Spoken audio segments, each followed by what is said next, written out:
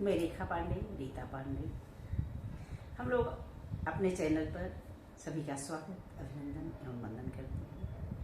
आज एक बहुत ही सुंदर, बहुत ही पारंपरिक भूला बिसरा गीत जिसे कहते हैं, हम लोग बहुत याद किए हैं। तब अपने माँ के ज़माने का ये गीत याद आया है, बहुत याद किए हैं, तब जाके याद आया है। आप लोगों को सुनाने चल रहे हैं।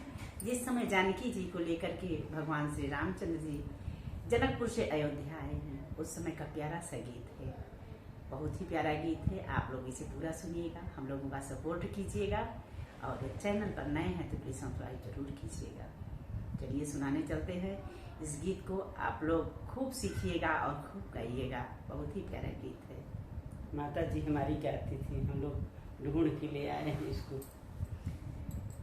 अवध नगरिया कैसा करी गलिया, अरे सागरी गली आय रे राम कुदावई घोड़ रे, अरे राम कुदावई घोड़ रे, अरे अवध नगरिया कैसा करी गलिया, अरे साकरी गलिया, अरे राम कुदावई घोड़ रे, अरे राम कुदावई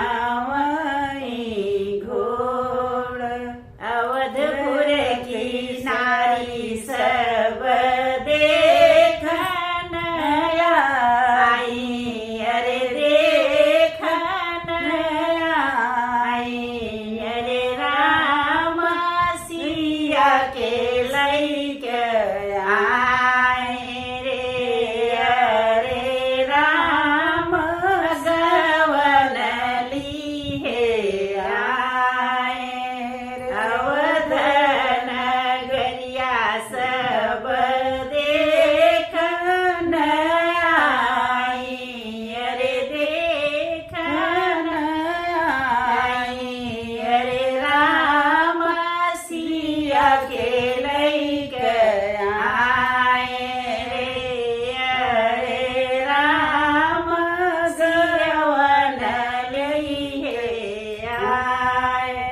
धाउत नौआ रे, धाउत बरिया रे, धाउत बरिया, अरे धाइया जोदिया में जाऊ रे, अरे धाइया जोदिया में जाऊ रे। माया कवसिल्या के खबरी जनाव, अरे खबरी जनाव, अरे राम सिया के संग आए रे, अरे राम सिया के संग आए। माया कवसिल्या के खबरी जनाव, अरे खबरी जनाव, अरे सोन दीपक लेई साजी रे, अरे सोन दीपक लेई साज।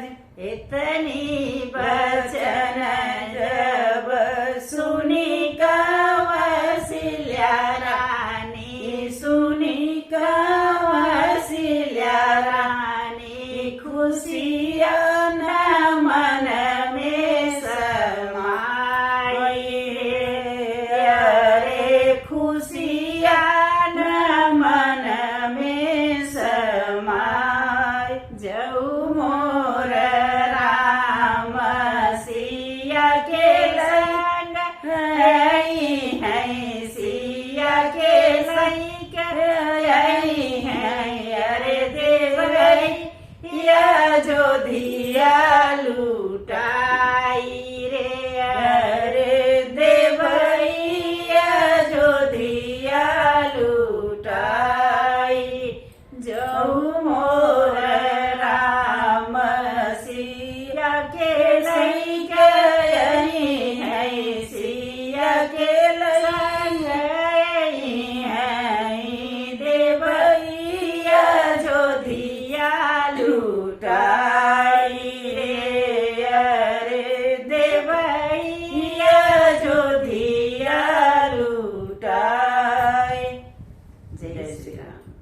बॉक्स में बताइएगा ये गीत कैसा लगा।